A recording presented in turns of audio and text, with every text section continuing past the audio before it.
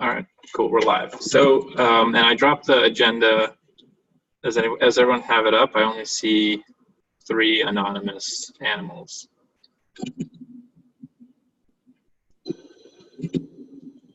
Am I an anonymous animal? You're either camel, fox, or monkey. That's weird. Okay, there we go. An iguana just came. I see a hedgehog and an iguana. Yeah, now I don't see. Now I see a hedgehog and iguana too. Okay, someone Weird. swapped out their animal. Didn't know you could do that. Cool. All right, so we could just dive right into it, and then I guess we talked about this before, but I think in terms of next steps, we can follow up on the specifics for this assignment and make sure that people understand the overall details and points, and if there are any lingering questions. But I think next steps, I'm excited to get people reviewing each other's reports and maybe do a quick assessment of the reports that still need to be written or finished or converted from like a lead document to a report, and then start tackling those. And I think it would still be useful for me or Andrew to be involved in each of the kind of review processes, but we could be sort of the second reviewers on those reports, and then kind of give feedback to both the report writer and the reviewers. So, okay, but before we get into that, there's a lot to discuss about the access assessment report assignment, and I kind of broke it up into 3. The discussion today, I broke it up into 3 parts. One is just a discussion about the overall page organization. So we weren't looking at the whole access assessment report, we're just looking at one page in particular. So just kind of discussion about how that's organized.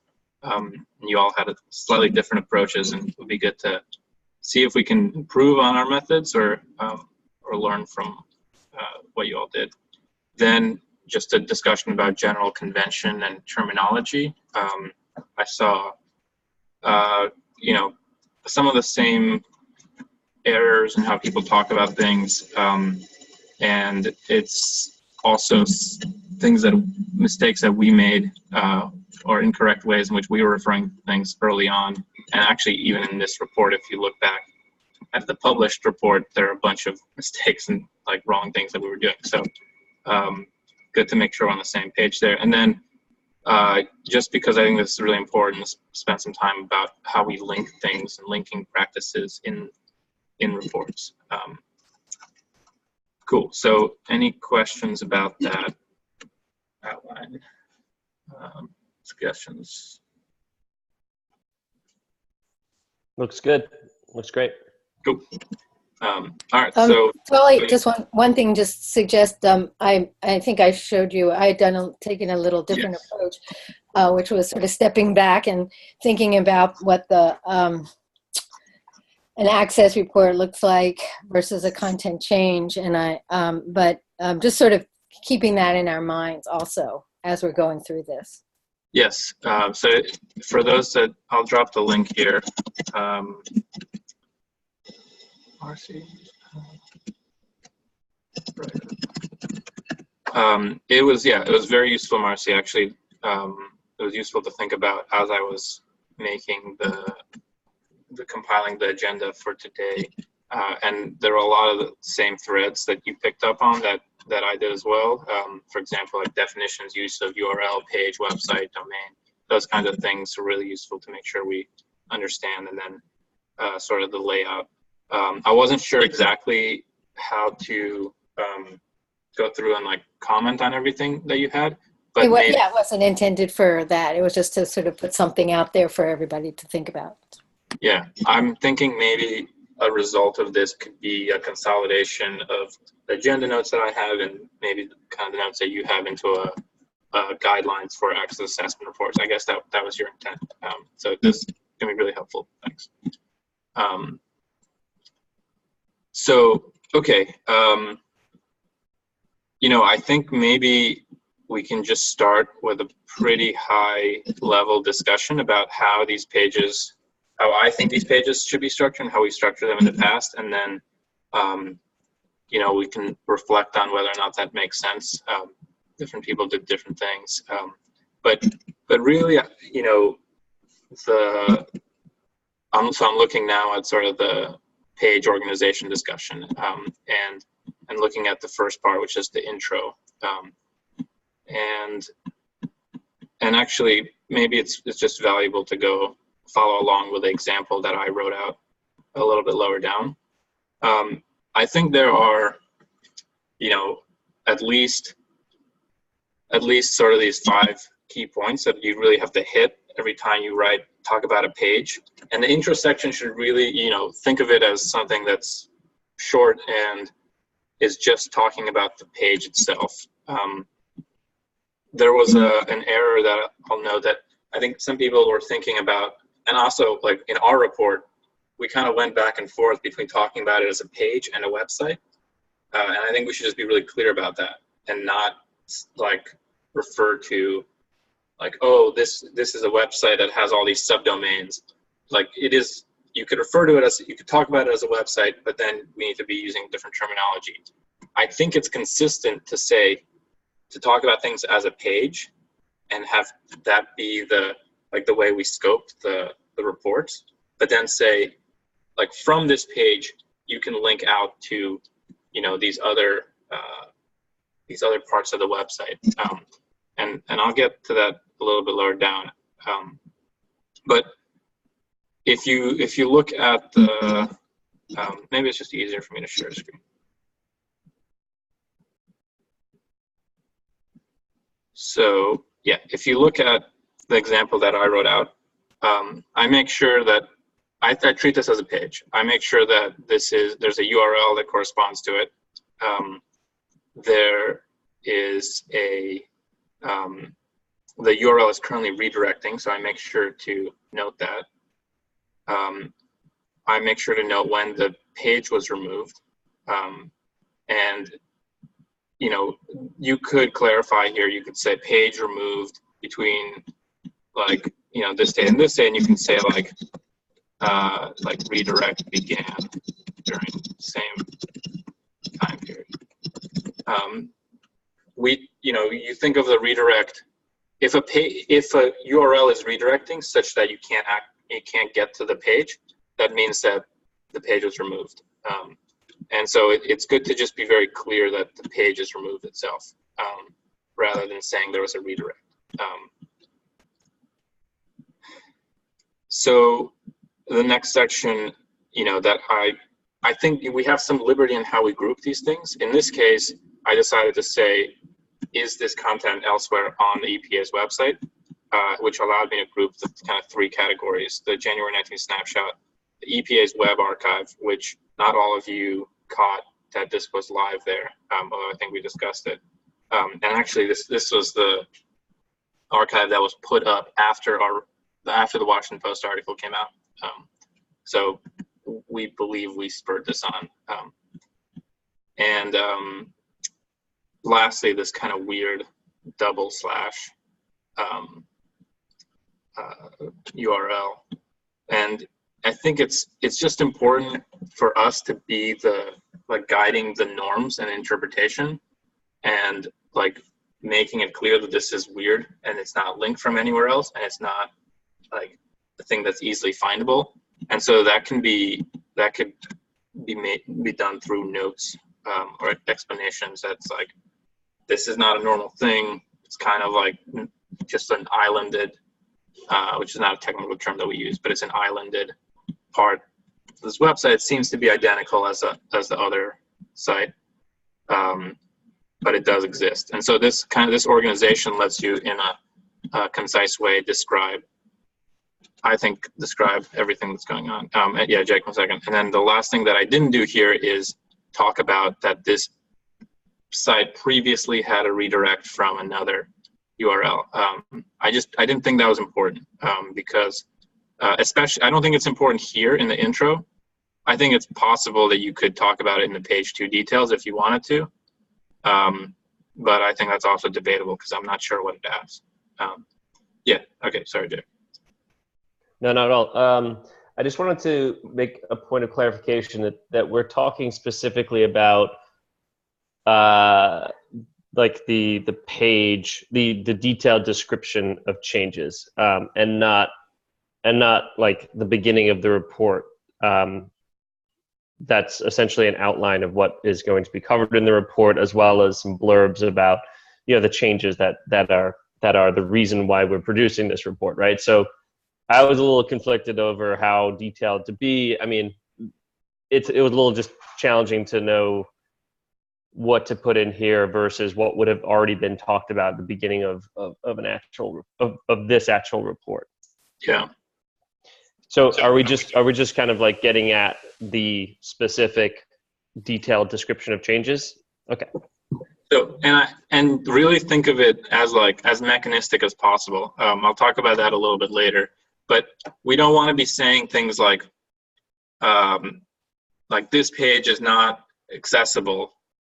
You know, it's like you want to actually say the mechanistic reality of like, this is not on the January 19th snapshot. This redirects to this. And then the more like synthesis, like access to this kind of information has been reduced. That happens up top. As long as we can kind of keep the statements in this part of the report as like, you know, as factual and mechanistic as possible, then I think then we're doing well. And you can think of it as like a modular, like you should be able to kind of, not fully, but you should be able to pluck out a page from a report and still pretty much understand what's going on. Cool. So yeah, I don't know if it's useful to sort of cross-reference at this point. Some people didn't have this section, like this intro section. Some people had sort of a variant of this. Are there any questions, or like, does anyone think like we're missing something that's not being captured?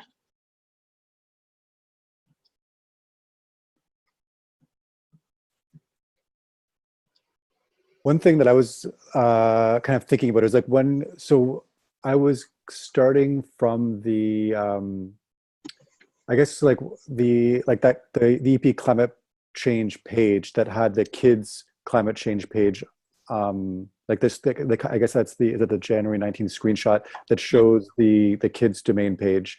So I was kind of starting from there, like that was like that's where the kind of the access was first removed. Yeah. So when you hover over that link, like the link that it was showing up was just like, it didn't have the index HTML. Like, I guess, how does that difference matter at all? You're saying like the link URL was this, or what? Like it was, is that what you're saying? You're muted, Justin. Sorry, it didn't have the index HTML. Right, so it looked like this. With another backslash, yeah. Okay. Yeah, I don't. Is that the same thing? Because the page was no longer live, then, you know, we can't actually ask the server to, like it is, you know, the way this works is you send a request to some server. Server is basically just a computer that processes this, like some input that you send it, and the input could be like this, right? It could be this, it could be this. Like, you know, if I go to epa.gov/ if I write a bunch of slashes, it still knows how to parse that. I don't know, I can try doing something like index. No, that doesn't work. But like basically it's a question of what does the server really interpret as the same URL. But for our purposes, basically use whatever if the page is removed, use whatever like the Internet Archive has stored, because that's our closest proxy. Link URLs aren't always the best kind of reference to that because you can see that they can be different. Does that make sense? Yeah, I guess. Yeah, I guess I was just trying to. I wasn't. Yeah, that makes sense. I wasn't immediately clear the difference, if there was a difference between those two, or if we should be noting those Yeah. differences. I mean, we can check if there's a difference in the Internet Archive, right? Between the kids and the. It's something you kind of have to figure out going back. So this seems like it's certainly this is like the actual site. I'm not going to click on it, but this will take you to the kids page, and then there's another one here, which you see. It seems like it's the same information.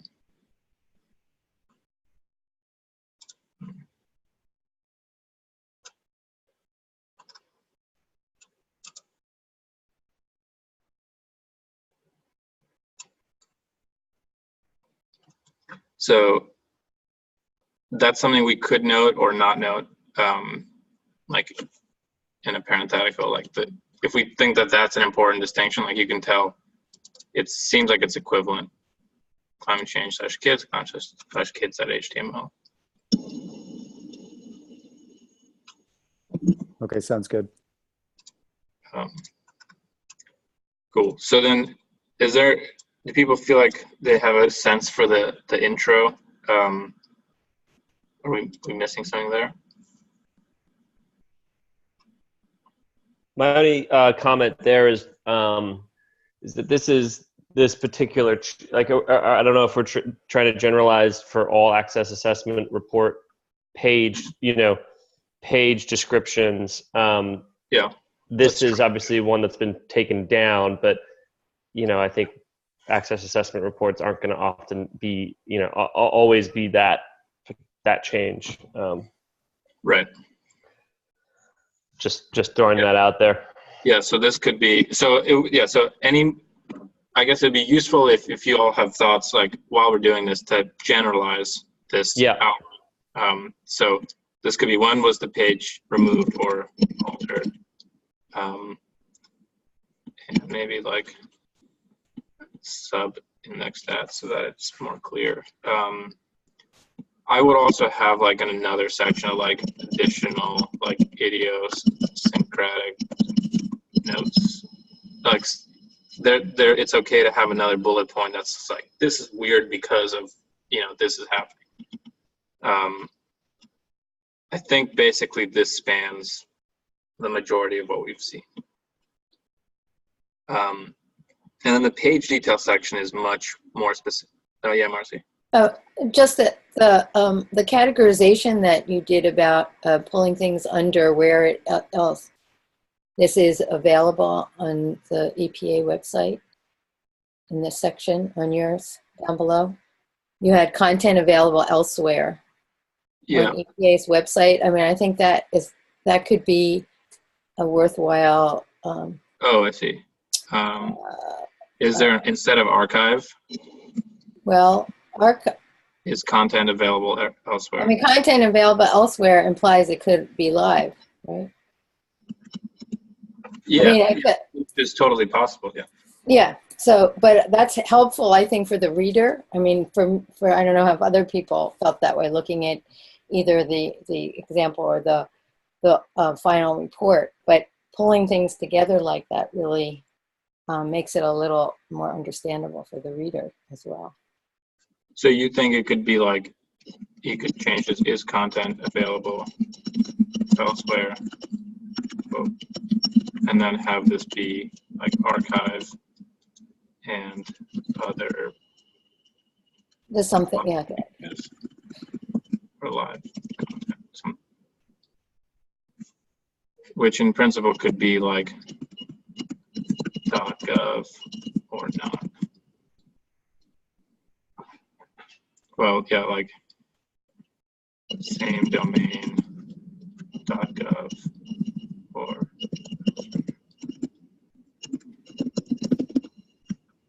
Does that make sense to you guys? Yeah. We generally don't really look at the elsewhere part because that, when you say elsewhere, that like brings in Internet Archive into scope and other things that we might not know about. But you could, if it's yeah, you take it out. I mean, I think if you want to be, we want to still be concise and clear. Yep. Okay, I think that's fair. One last question. I had put the Internet Archive links in that intro section, and I'm thinking back, I don't think we usually do that. I mean, it's more in the page descriptions. Mm-hmm.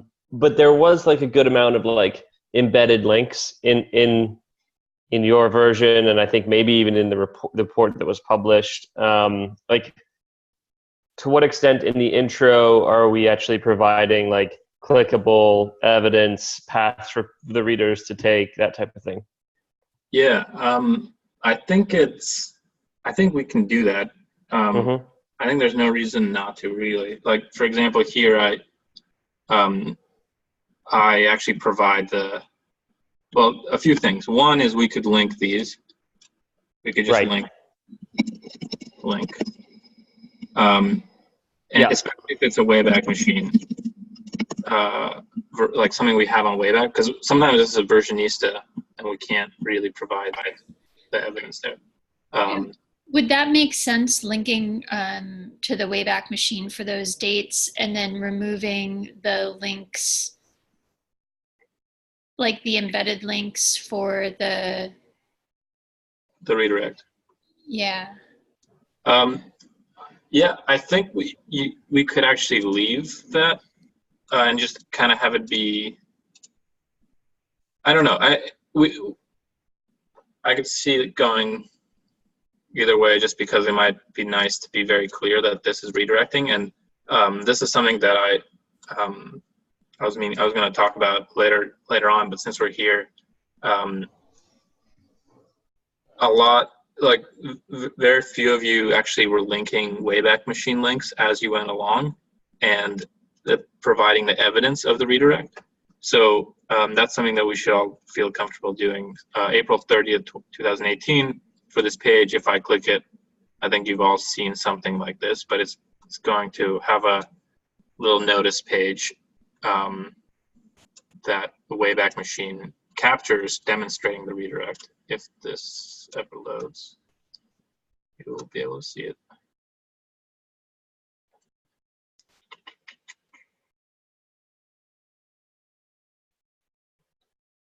Yeah, there we go. So you can see, this is actually jumping to May 1st.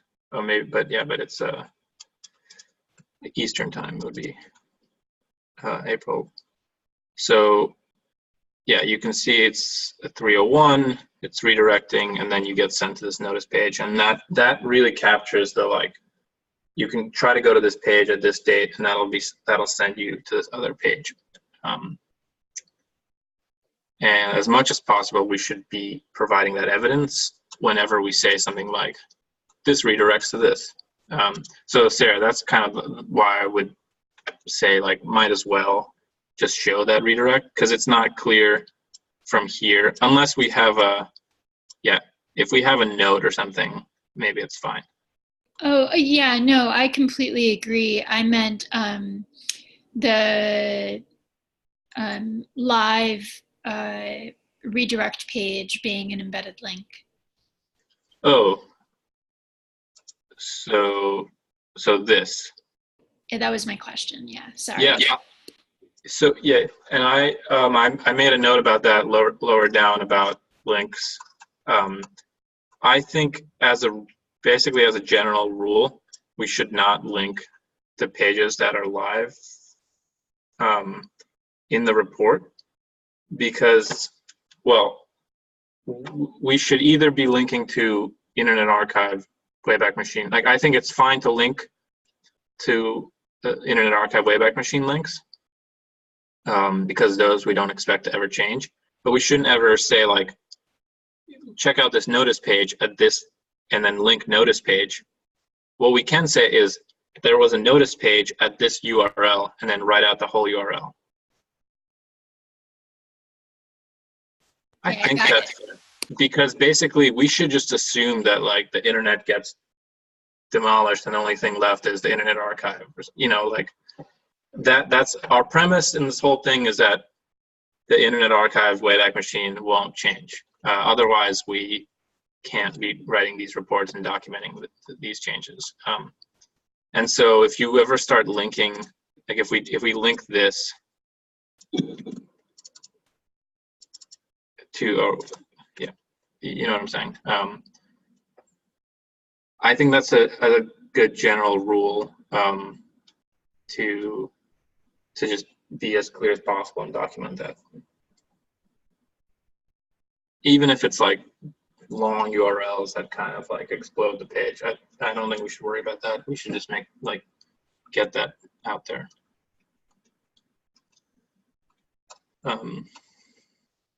Okay, cool. Anything else? This is, yeah, really useful to talk through.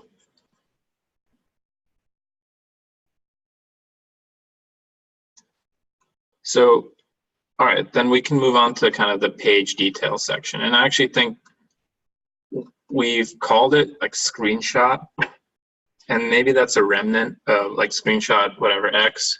That's a remnant, I think, from the content change reports. I don't think it makes as much sense with the access assessment reports, because with a content change report, we're saying like we're assessing the content that like corresponds to this screenshot, and the access assessment report, it should just be like page 2 details or something like that. And yeah, I would be okay with that change. I don't think we've done that yet. But the high level outline is like should basically repeat the same intro information from above it in like a more in a way that explains it in more detail, and then broadly should evaluate how access, well, actually, yes, how access to other resources from the page has been reduced. So if the page is removed, that means that other pages that page links to, now you can't access, or you know, whatever the change was. And then the other thing is, how has access to the page been changed or reduced? I guess I should say been reduced. And in this case, it's kind of a combination of that page itself, but also like you would talk about like the January 19th, like the content on the page, not just a page. So how has access to the content been reduced or altered? And the fact that it's not on a January 19th snapshot makes kind of this point in scope for that. I don't know. It's harder, I think, to be more specific in this section because it's just so, like it's just an assessment. But point 2bi, that can oftentimes be done in tables. So which is what we've been doing more recently in these access assessment reports. And I actually think Tyler attempted something like this, although he didn't fill out the table. But he basically took the page and he said, okay, let me see what I can link from, like what does each one of these links lead to? And I think in this case it could just be bullets, which a lot of you kind of kept, and I think Justin, you had it in the detail section, Jake, you had it in the intro section, but it could be if we moved around. I think a table is nice to look at and a good way to organize things, but it's, you know, if it's simple information, it could just go with bullets. But that's kind of been our go-to move, to just document how things are being organized or how things are being changed on that page. Does that make sense? Yeah, Marcy. So in the examples that we had and in the final report, there's a lot of reference to subdomains versus pages, which, and I don't know what your thinking is in terms of a protocol going forward. Yeah, I'll discuss. I have a section Oh. lowered to discuss. Okay, okay, that's fine. That. Cool. So, but then, so what does this look like for this page in particular? I just kind of made a brief outline. One, I think, and I think this is good practice whenever we start these reports to do like an outline, kind of like pseudo code or something, if you're a coder. But basically, just you should think of it as sort of a narrative. Like, this page was removed, redirect was put in place, corresponding to the URL. It leads to this notice page. Depending on what's happening in the report, you could provide a little bit more broader context. So, like, this is part of the climate change website removal. Then have something like a table or a bullet point list, being like, what could you now no longer link to, and what's no longer available. Have you guys all seen these tables? It's useful to look at them a little bit, because you both want to assess the link. Like, you use the links on the page to assess the status of the corresponding pages. So you could create a list of all the links, and then you can say, this link, like, this page is removed, so all these links are removed, but also all these pages corresponding to these links are also removed. I think people know this, but just let me know if I should go into more detail. Are we commenting on the other pages being down in this table? Like, okay, so the link's no longer there. Yes. And So then would that require corroboration with the internet, with Wayback? Like, would we then? Yeah. So you could do something. That's how we do it. So, and Tyler is familiar with this because he's working on a USGS report, but this is the link text. This is the link URL. And then basically you say, what's the current, like, corresponding page status corresponding to this link URL? And it's like, you wouldn't say redirecting because the page isn't redirect, or like, you would say page removed, like, comma, redirecting to notice. And then you would have a previous IA version, really would be IA Wayback Machine version, which would show you the, like, live version of this page or this page. And then the current version would be like, it's removed or it's redirecting. And so the Wayback links would go here into these two columns.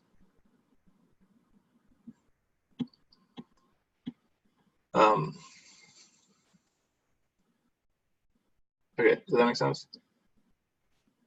Cool.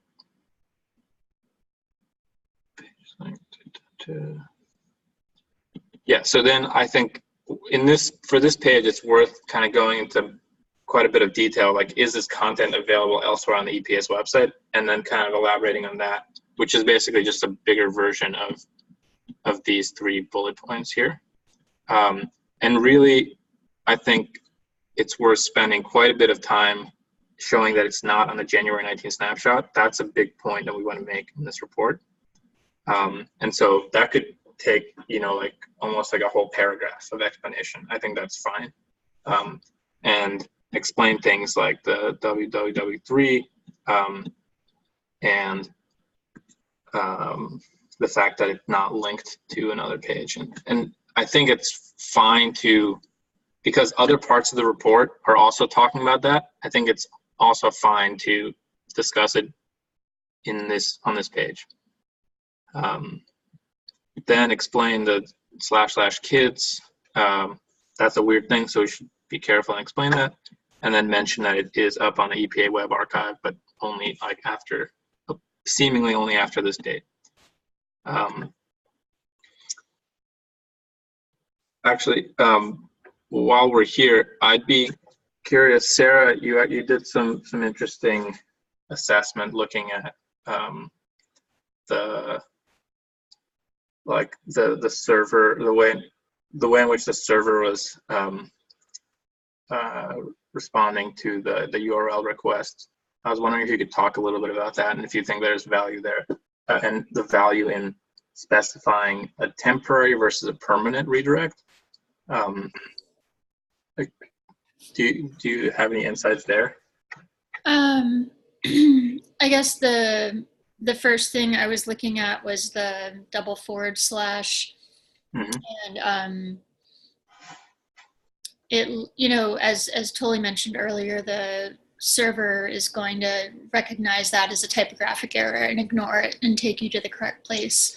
So because the content for this subdomain is still available if you enter that URL into a browser, or if you search for climate change students guide, this will come up in the results. The content is still hosted on the server. It's just that when the redirect notice was, or when the redirect was put in, it either only specified that, like, they hard coded in that specific domain the well-formed syntax, or maybe they used like regular expressions to, Right. but also to assuming a well-formed syntax. So I don't know how common that is, but I was just trying to figure out a little bit more about it.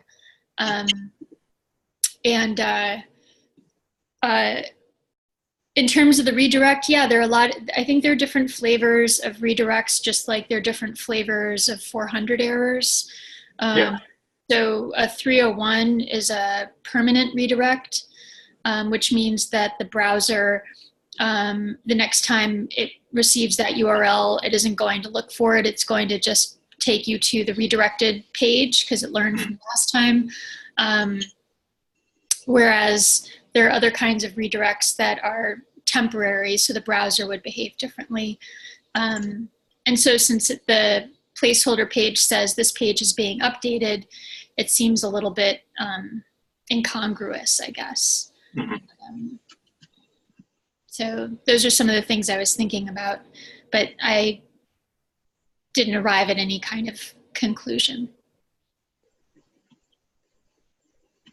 Yeah, I was thinking about whether, like, how much that actually, how much we think that would, like, we should really be going into those arguments. It's definitely useful to know for ourselves. This, while you're talking, just made me think that maybe we can access some of these other sites that we know are down and not archived, like the Espanol Kid, Clean Power Plan, for example, pages. It doesn't look like we can. I'm trying to, like, add the slash somewhere. No. Okay. Anyway, I won't do this now, but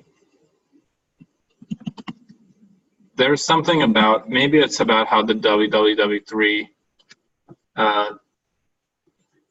works when you send the URL to it, but anyway. Yeah, the Wayback Machine has been crawling that same domain as with the double slash as well. Right.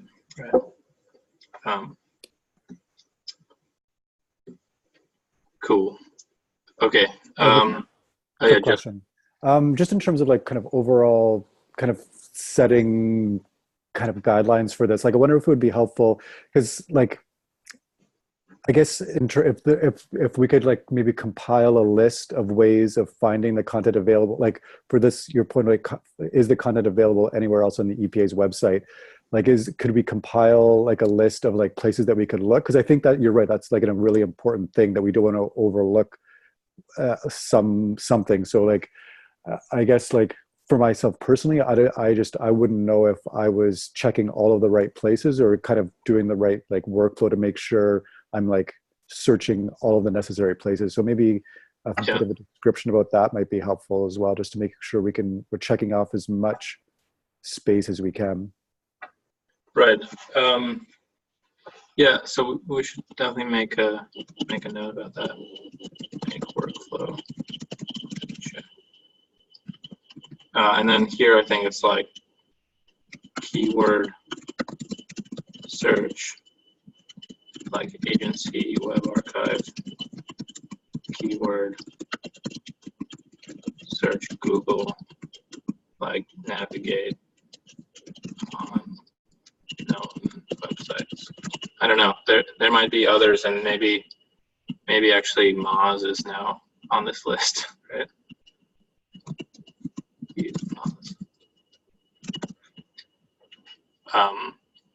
But it's, yeah, I think it's not an obvious thing, and at some point we have to just say, like, we spent 2 hours Google searching based on these keywords and keyword searching and looking around these parts of the website and didn't find it. That means that normal people can't find things. Like, you know, we're not running scripts to be comprehensive, but at the same time, like, we're adept enough at using the internet to find things that we should be okay with our own standard at some point. But also happy to be challenged on that if we're being too relaxed. We haven't missed anything, I don't think, yet. Although this double slash case was like a tough one to catch.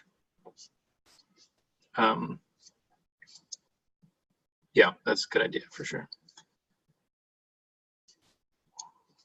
So, okay, the last section, if no one has anything else here, and maybe just be valuable to follow up on the comments and let me know if there are any questions, is just to kind of note that, I mean, it's nice to include kind of like the screenshot with the actual picture, because people will be, like, journalists will use the nice picture. They don't want a picture where, like, an Internet Archive has, like, doesn't have the YouTube video available at it. So might as well use the nice snapshot. As long as we make a note where the screenshot is coming from, I think that's fine. And then make sure to include links to the, like, that page, the corroborating corresponding Internet Archive wayback links. And we don't need to include sort of like the other subdomains. I think that can be in the body, in the details here, like in the page 2 details.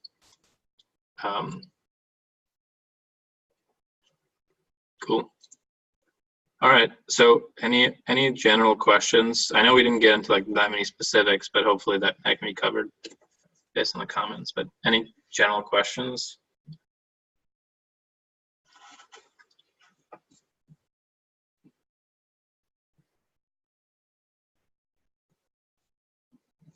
Cool. Okay. Maybe that just means it was vague enough that there was nothing to disagree with. That's probably it. Totally. This I'll say something. Made me feel guilty. It would be one in addition.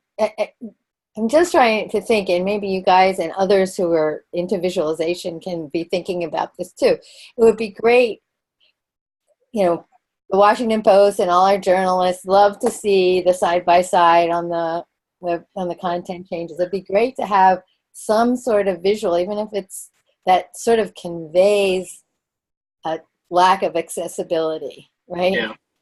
And I don't know, you know, it could be maybe even something abstract. I don't know, but it's sort of a trademark for that. Yeah. Even if we can't be really specific in each one, just seems like we'd have a nice little branding or something. That'd be good. And I don't know who to talk to about that or whatever, but so that people see that and have a sense that, oh, you know. Right. So it's just a thought to put out there. Maybe we can like index access, and then there's just like a chart where it just drops dramatically. That's a thought. Yeah, keep the thoughts coming. Yeah. Or just even like a little schematic of like, here's the link, and now it no longer goes to this page. Yeah. Something along those lines, so people could put their thinking hats on or connect with, do that would be great. Yeah, I think that's a great idea, especially in these access assessment reports. It's just like so much text to go through that's like, you know, the information is right, but how many people are actually extracting it in a good way quickly, I think is not, yeah, we can be doing better there.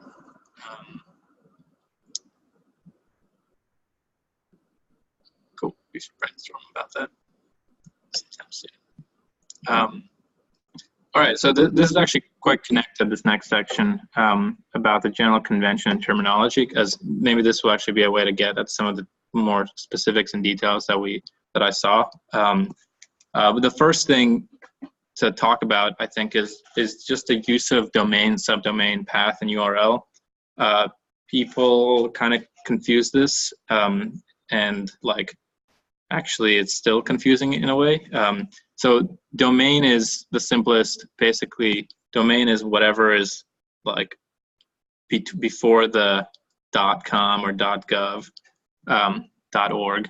So like EPA.gov, it's the EPA domain. I think everyone gets that. But I did catch some errors referring to domain as like a more specific thing. Subdomain might actually be the trickiest, because we have always used it in this way. So domain.gov/subdomain. Subdomain could be like /x/y/z. That could still all be a subdomain. But actually, I think technically the correct usage of it is this. Subdomain.domain.gov. And a subdomain could be like espanol.epa.gov, or actually www3 is a form of subdomain. But I think because like colloquially and just like the way people use this in speech, people are okay with the first one. I think it's fine to keep it that way. That's how we've been using it. No one's really complained about it, but I'm also happy to be wrong about this and just correct it. And the correct way to, the way that's truly not an error is if you say path. So URL path specifies like a part of the URL. And then you could just say like this path, note it, and then refer to anything else. And then finally, URL is just like the full address. I think everyone knows that one. But really the confusion is in this subdomain and path potentially.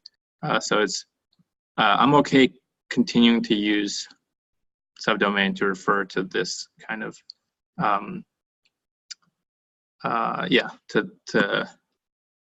to this first case. Does that make sense? Any questions? Cool. Oh yeah, Jake. I think my questions will revolve around the applications of these definitions. You know, when we should be using one, not the other. I don't know if we're going to go into that, but yeah. So briefly, you know, if you want to refer to like a whole slice of a website, talk about subdomain. But if you want to talk about a page, just always use URL. And then, yeah, it just kind of how you want to scope. Like you can think of it as like a graph, and domain kind of sets the whole, or like a tree or something that is the biggest thing. And then subdomain gets you slices, or path gets you slices. In a way, path could actually get you like horizontally, like you can have some part of the URL that like you switch out paths before it. So does that make sense? Like if you have like x/y or z/y, you could still refer to domain.gov/x. This is pretty rare, I think. But you could like talk about both of these by saying like everything that has the path y. You know what I mean? That's a pretty weird case, but so that would let you like kind of group horizontally in the tree rather than like taking vertical slices. Yeah, Mars. This relates a little to some of my comments, but if you look at the final detailed description of change in access and under screenshot 1.1, it goes, this subdomain is not, and so the relationship in the description of subdomain to page or URL, if you think about a quasi-lay reader, isn't clear. I don't think is that clear.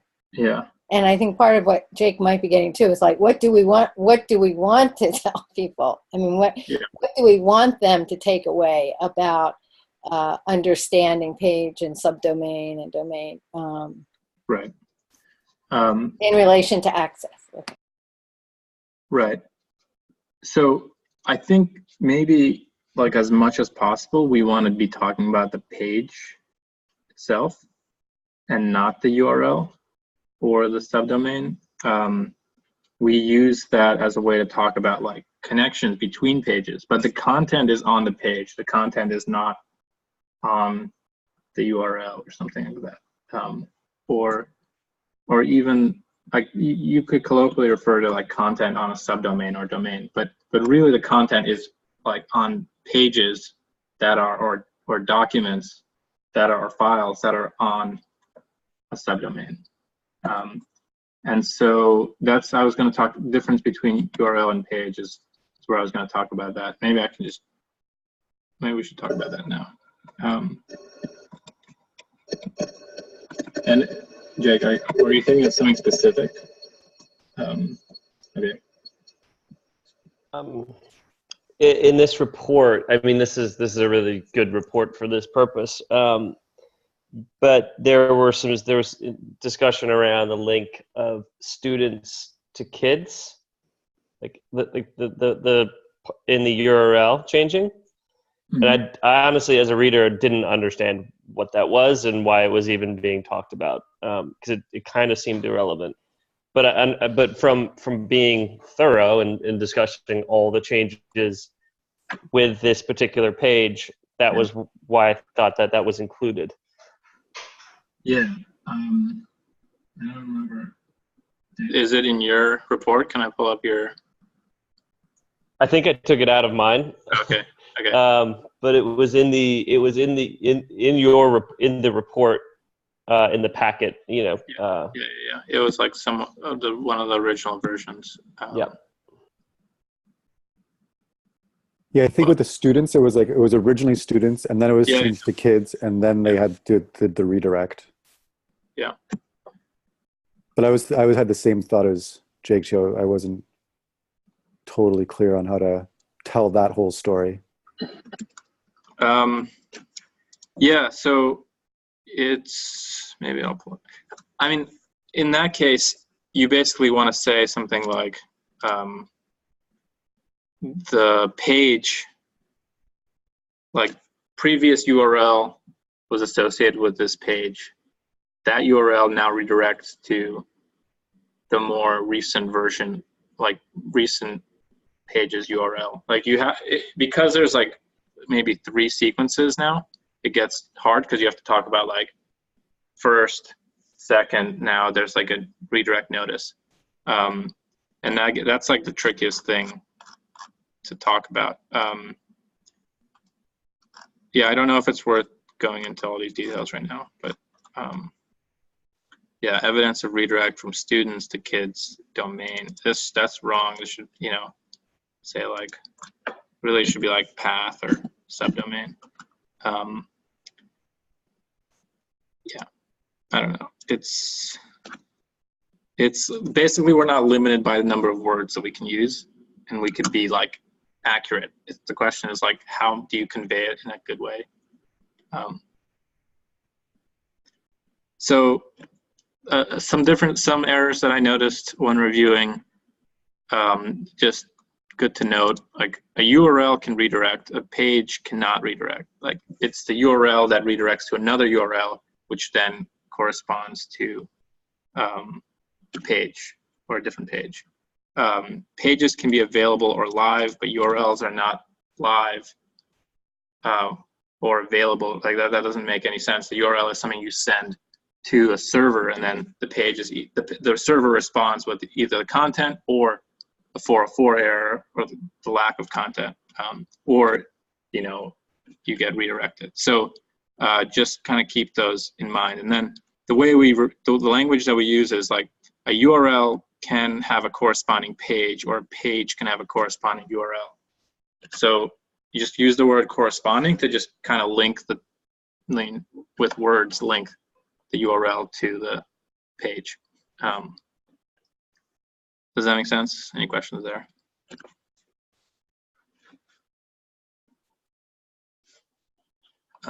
Okay, and then this is more kind of language usage and convention. Available, you know, and I'm happy to discuss / argue about this, but we use the word available as a mechanistic statement. Something is available means server returns content. So a page can be available. And a lot of people use the word accessible when writing this, because I think that's the language that was used originally. But actually, we basically tend not to use that anymore for a number of reasons. One is because when we say change in access, we're not referring to a specific mechanistic statement. We're saying like a change in access could be a set of things. It also doesn't mean that something is no longer available at all. Like just access to something being reduced can mean that just a link to it has been removed, or the page is removed, or a document, or a whole number of things. And in principle, a reduction in access could be like a bunch of text was added to a page such that the link is now like buried, and that could be a form of reduction in access, and that's hard to evaluate, but it could be a thing. So I just think of it as like, use the word available to mean like a mechanistic reality. It's like you can't get it here. And access is more of like a descriptor of what's going on. And then we basically tend not to use the word accessible because it's very close to the accessibility. And I actually found this page, Introduction to Web Accessibility. I'm sure there are better, or I don't know if there are better resources, but I found this through like a few minutes of Googling. So I'll just link it here in case anyone wants to check it out. But basically, accessibility really refers to something different than how we talk about it in our reports. It has to do with the ways which websites are designed for individuals with disabilities, which includes like visual, auditory, cognitive, neurological, physical, speech, but also is like relevant for, is your internet crappy and you should look like the web page should load like a simple version of itself and not render like pictures?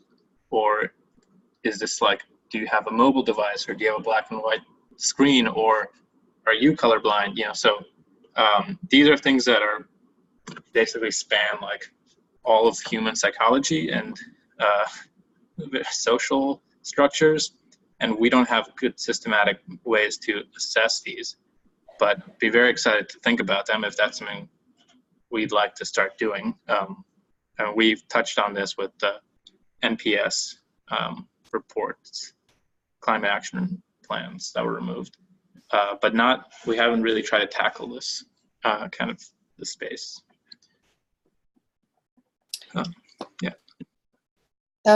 Okay, I'm going to just throw something out. I know you want to get through stuff. Why don't you go through things first, and I'll talk about it later. Relates to access and accessibility. Yeah. Okay. Yeah, definitely be happy to talk about it. So, quick point about links. A link is really two elements. It's comprised of two elements: link text and link URL. Either one of them can change. Both of them can change. Just kind of let's make sure we're being clear about that. A link can be removed. That's both link text and link URL. But a link, like link text, can be unlinked. That means that the text is there, but the link URL is now removed.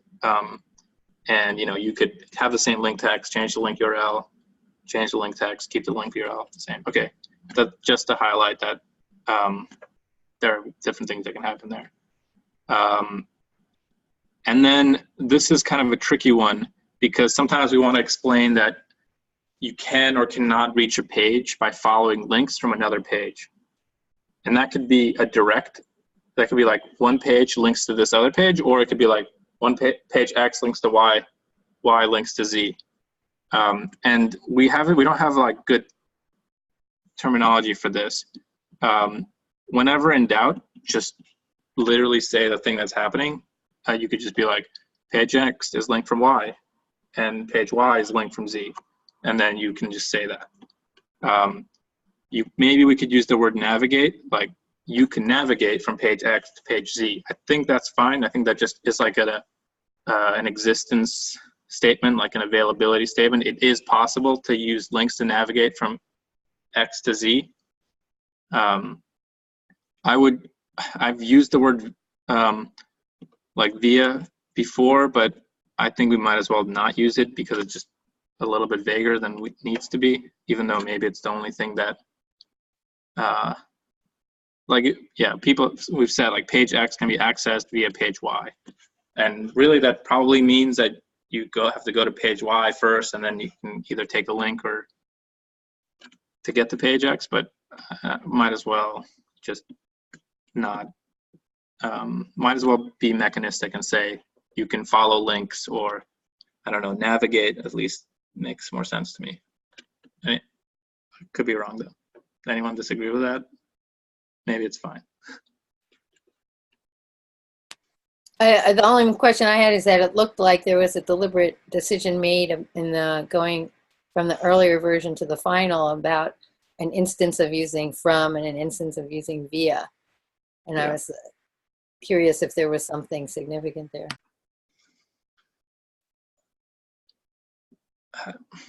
Probably should not be inconsistent is what I would say. Whatever we choose, we should just keep doing it.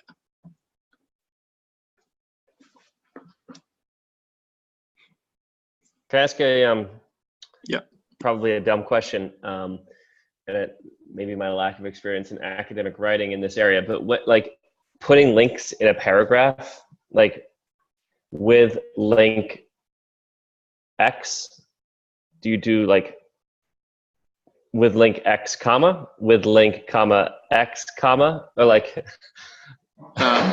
You mean like, yeah. I think I just write like link URL, put in the URL itself.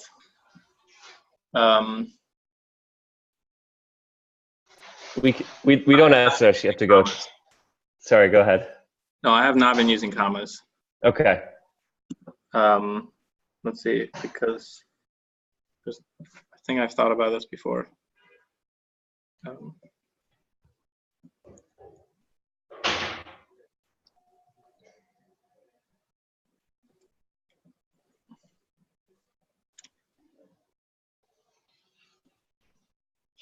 Stumped. Yeah.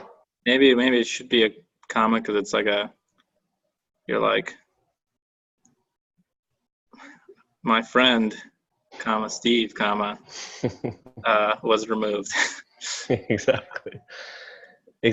I don't know that I was thinking about that. I mean, we can take it offline and we'll go through this in the editing process, I'm sure. Could be the right thing to do. Because, well, I mean, frankly, there's times when it's like semicolon, like here's the link, and or colon, here's the link, and I don't know. There just seems to be a number of ways in which full links are integrated into paragraphs that I was a little confused by. Yeah, I think you're probably right. Maybe we felt like we just didn't want to like clutter it with commas, and I don't know, putting commas around links maybe looks a little weird, but maybe it's fine. Okay, we should think about that. All right, so then the kind of before we got to the next steps, the last section was just linking practices and reports, and we briefly touched on this, but just to follow up, I basically think we should be like writing out the links, commas or not commas around them. I think it's just important that the link URLs rather are written out, or whatever the URL for the page is written out, and then linking Wayback Machine, linking to versions of the pages of Wayback Machine can be done like January 19th, 2017, and then this would like link this actual date to the Wayback Machine, and that's sort of like the page was removed, or like the X page was removed. It could be part of the sentence on, something, or between January. And then you would link sort of this to the way back and this other thing to the way back.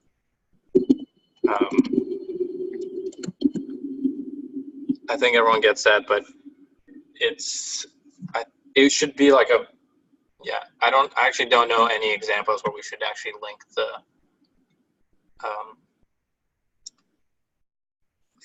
live page URL or something like that. Maybe there are some that I'm not thinking of. Yeah, and then the last thing is just to make sure to demonstrate redirects. Like, I think you all know how to do this, but yeah, that's an important thing that we show of like how things get changed. And you can ask so if you go to, I'm guessing you all know this, but just to be safe, you can ask. So you can't use the Wayback Machine extension when something is redirecting. Like if I go to epa.gov/climate change, I won't be able,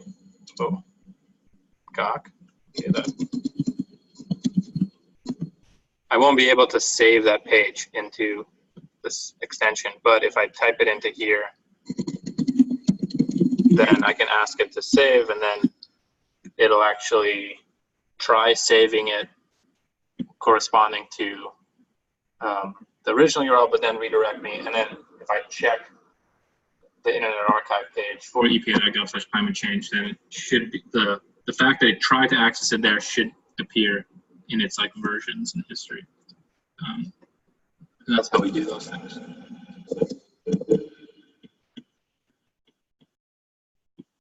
Cool. All right. I think we got through all the stuff that I wanted to talk about. It was a lot, but hopefully it makes sense. Marcy, do you have follow-up? What do you want to No, I'll do that other thing offline. Okay. Cool. So, yeah. Well, what do people think? Does this help? Does this help contextualize the exercise? Maybe folks didn't have a lot of time to look through the comments, so you can look at those and get back to me. Obviously, there's not one way to do this, but I think through this exercise and seeing how you did it and then trying to consolidate some of that, it was helpful to condense this information. And I think it would be great to also bring in Marcy, what you wrote, and make sure that we have a nice guidelines, which is going to be vaguer than the content change guidelines, but still will be super useful. Yeah.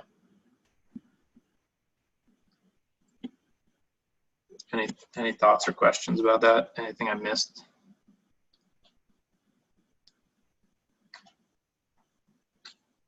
Cool. Okay, well, I guess this is the fun part. We actually get to write some of these and get some of these out. As a quick overview, there are two. So there's the action items list. I think you all are familiar with that much more than the report tracker and the ongoing reports, leads, notes, investigations docs. But just as a reminder, let's start with this doc first. The ongoing reports, leads, and notes, and investigations, basically things that make it from the action item list to this kind of next stage of we're writing a report, the report's in progress, or it's on deck to be written, or it needs to be sent to a journalist, or this is just a notes doc that we want to keep track of. This is sort of the staging, the intermediate staging ground between the action items and the actual reports that are in the review process. As soon as the report gets to a review process, it should be listed here. And so actually some of these are, in progress report. So I'm sure this is not up to date. So this is missing both Justin and Jake's reports. But in progress reports make it into this report tracker, where we basically keep track of the different technical content reviews and steering committee sign-offs. And feel free to just poke around this doc to kind of familiarize yourself. When things are complete and vetted, they get moved into this like master final report tracker, where we actually, we should be linking the log. But logs for the review process are linked accordingly.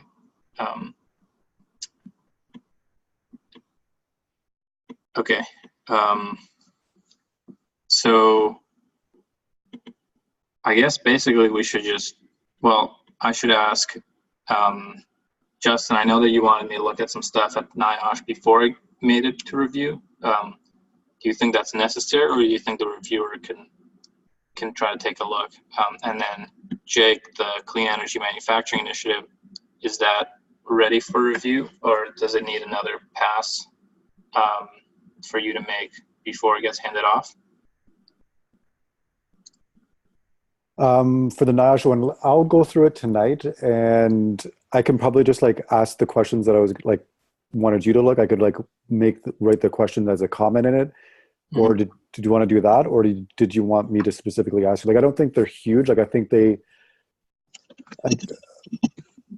I don't know. Like, how would I go through it tonight and see if it's like, I guess the other question is like, so if it's going off, like at this stage, should there be like no comments in it for me? Like no, it should be totally clean and like. No, I would say that you should be handing off the report. So when the process works well, you should hand off a written report as if it's like basically written. The only thing you should leave as comments is like if you're unsure, or like you think, well, maybe we can write it this way or this way, or you want to like ask someone to really pay attention to a particular facet.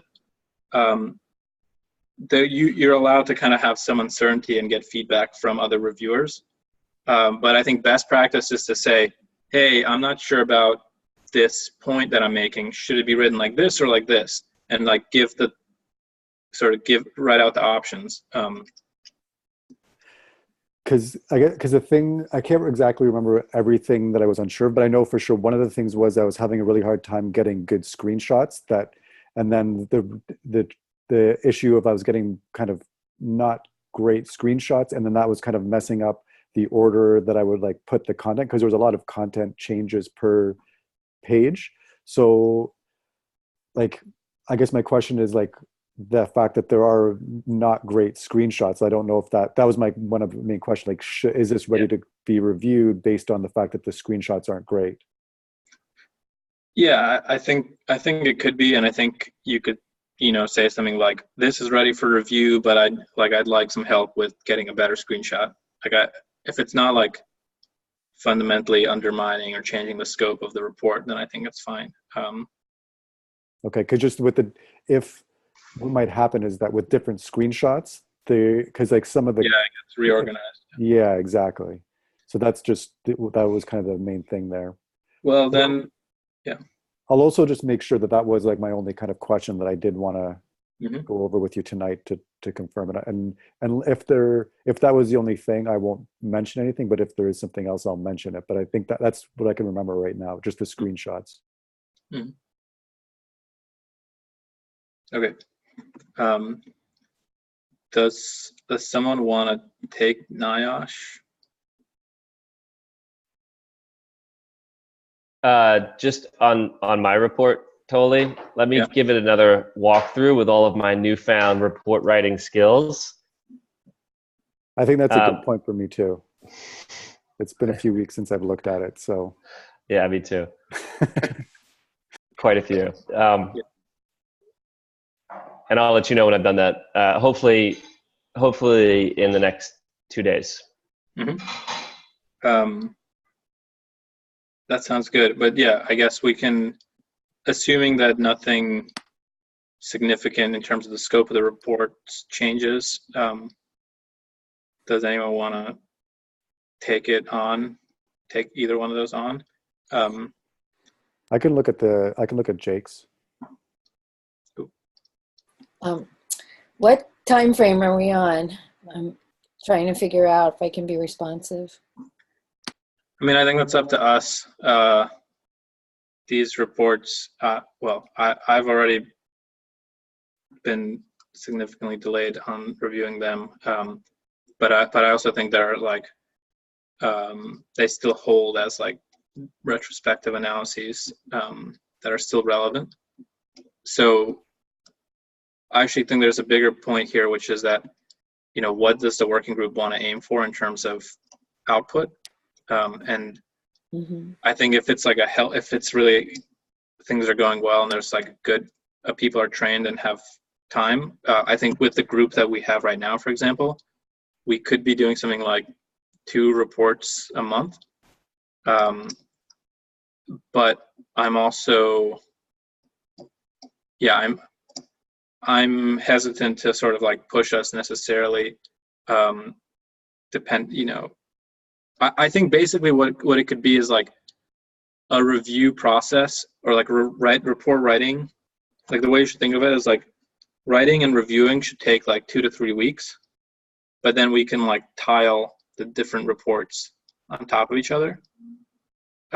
So like they could be happening in parallel, or things can be happening in parallel. And if we aim for two a month, then people could have like a whole week or like 3 to 4 days with a review. I'm just hesitant to put too much, or like just thinking about a system, hesitant to like really force people to do that, because it just won't work, especially with like a volunteer crew. I don't know. I kind of really need to, I think it'd be good to get feedback on how long these things are taking and then adjust based on that. I definitely agree with that, especially with these group of reports that are retrospective. This is good training ground to see how we're kind of coming along in terms of our reviewing and how long it's taking. Yeah. Right. I'm happy to look at Justin's. Okay. We'll I see think where- it's a bit of a long report, but there's a lot of like copied, like chunks of copied text. So it maybe looks longer than it really is. But what I would say is like, it would be helpful as you all are reviewing is to like time out how long it takes for one page to review. And actually that would just be useful for feedback in general. And another thing that I didn't say is I think reviews should really happen, like leave the intro section for last. So review everything but the intro to the report. And that way you know what's in scope when you're doing the intro.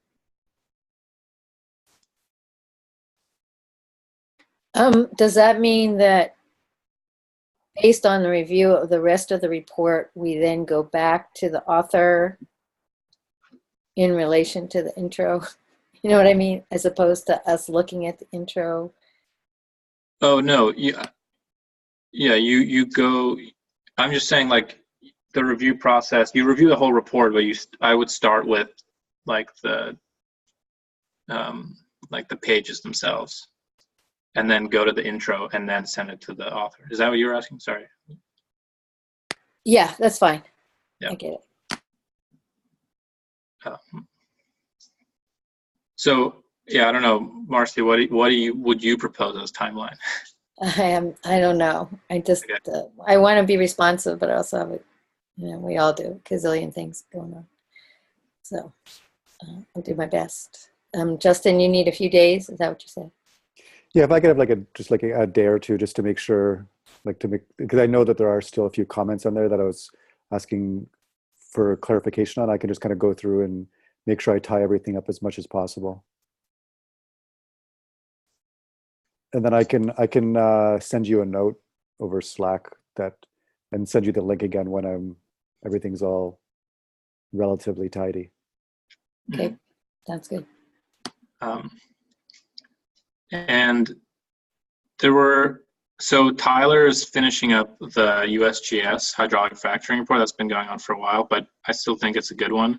I don't know what the state is there. I think he kind of left it like almost complete. So that's I think also close and maybe up for grabs for review. And then Justin, Kendra, and I have been working on compiling some changes about tribal grants and other EPA grant resources. And I think the process there is going to be sending this to a journalist. I've been saying that for a little while, but I think it makes sense. And then we could write that up into a report. And this could be a good report. Sarah, I don't know if you wanted to try writing one. But I think that would be a good one to try. And also we have an old BOEM report that would be good to finish off. Hey, Tolu, did you get my notes on that, those grant changes, things that I sent to you and Kendra? I saw them. I haven't gotten a chance to respond yet, but yes.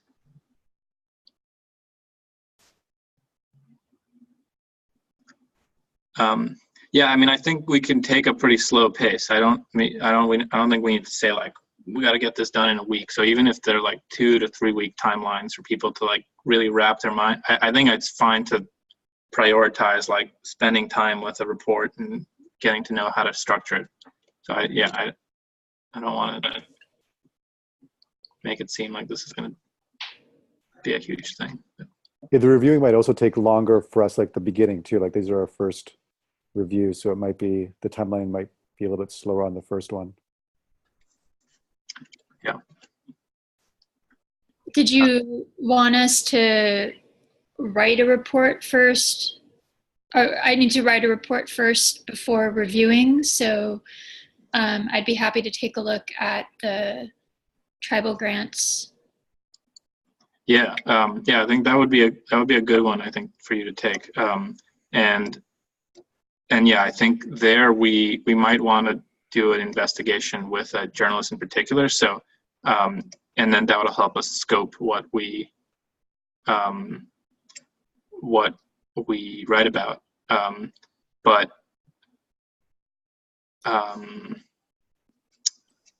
Yeah, and I'm not sure, Justin, maybe you were thinking of writing the report there. Sorry. So if there are also other things up that we should write up that might actually be similar. If Sarah wants to take that, that would be awesome. I can, if you're interested, Sarah, I can like loop you into the kind of the exchange that we were having about it and send you the, if you're curious, want to take a look, I can send you that stuff before you decide if you're interested. Yeah, that would be great. And, you know, if you wanted to, if it's the kind of thing that lends itself to collaboration, I'm happy to do that as well.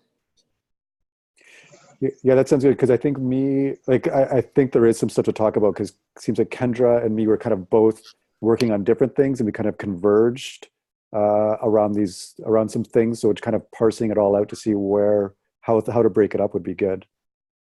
Okay, let's do that. And also, Toli, I had a general question about the ongoing reports, leads, notes, investigations document. Is that list something to which if we create a new notes document, should we be adding that to that list? I'm not sure we have the exact process there. I think you should definitely be adding things to the action items list, and probably good to be like letting Jake know or something. Like one person should at least be like, oh, hey, I added this line to the action items list, so that we're just keeping track of that. But I don't know. I mean, I think it's up for the group to decide how we want to manage this ongoing reports, leads, notes, investigations. Yeah. What do people think? I definitely think there needs to be some discussion there too. I was actually going to ask a very similar question, like, do we want to convene regularly this group to discuss where we're at with the reports that we're working on, but also to start digging through the notes docs. I'm just also thinking of the Michigan class that is starting to generate some interesting finds, and they're going to be writing up notes docs. So what do you think there?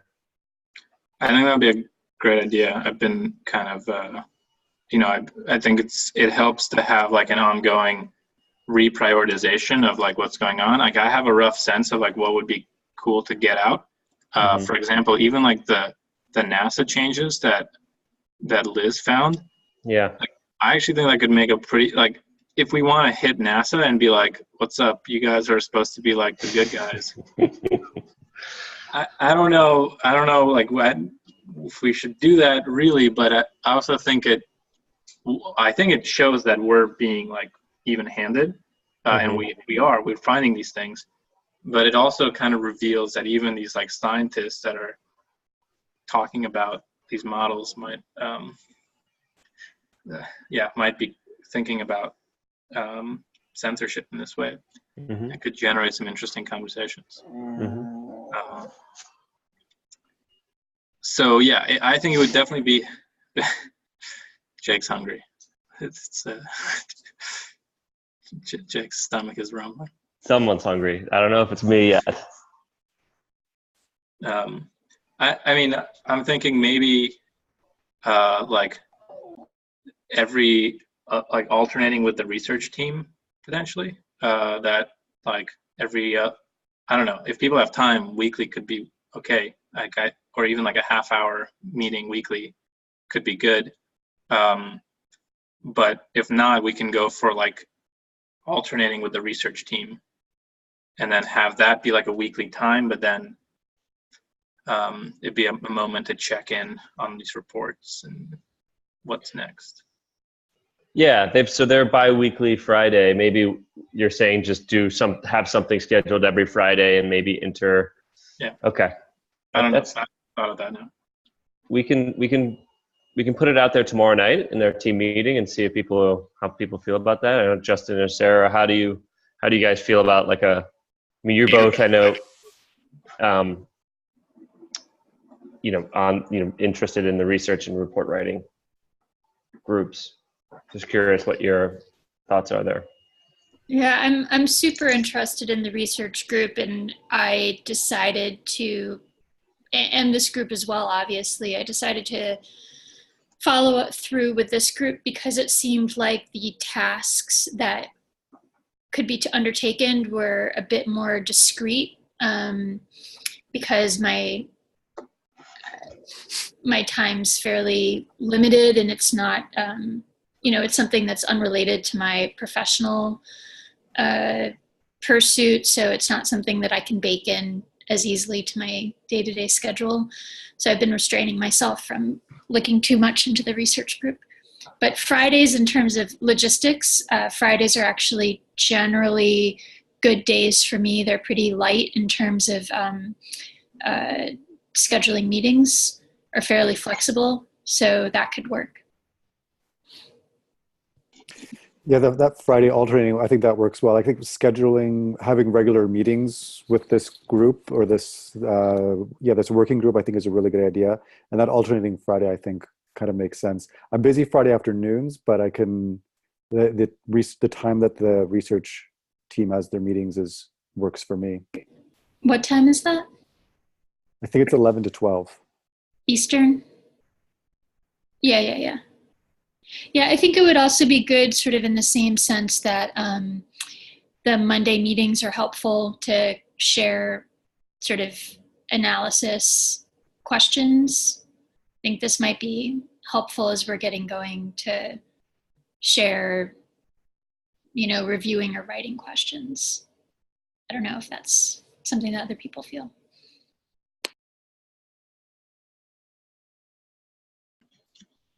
Yeah, I definitely think we should find a way to have better crosstalk as well between the research, like, during the weekly Monday meetings, I think everyone's expected to go to that, but then have just like a quick update from the research team, and the report writing should make that,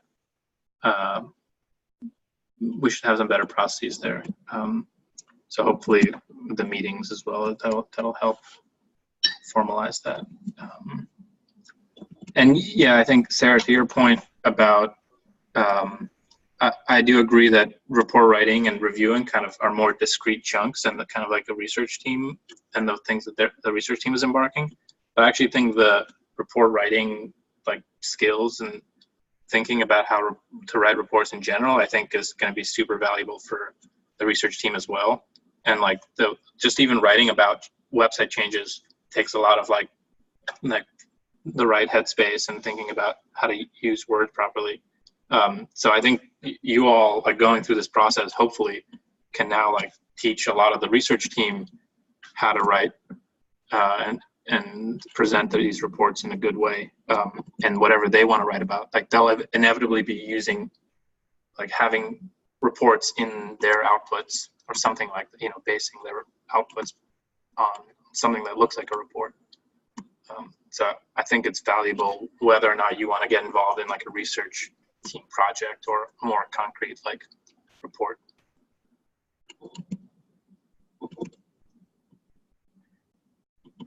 Cool. All right, so the action items are Justin and Jake are going to do another pass on their report over the next couple of days, something like that. And then if it takes more time, just kind of let us know. And then Justin's going to take Jake's report for review, and Marcy's going to take Justin's report. And then Sarah and Justin and we can ask Kendra who wants to be involved. We'll think about how to break apart the tribal grants, because there's a lot of changes there, or think about writing one report there. And Sarah, that could be something that you tackle. And then I'm going to check in with Tyler to see what's up with USGS. And that could be up next, depending on kind of what we decide at these meetings. Do we want to have the next meeting this Friday? It would be, this Friday if we're gonna jump on that. Oh, right. Yep. Let's do that then. Cool. All right. Go easy on me, Justin. Don't. Oh, No, good. No, don't. Actually, don't. play the board. Don't play the player. Sounds good. Cool. All right. This has been great. So let me Yeah. know, Jake. Let me know, Jake, when it's when you've gone through it. Will do. All right. See you guys tomorrow. See you See ya. tomorrow, guys.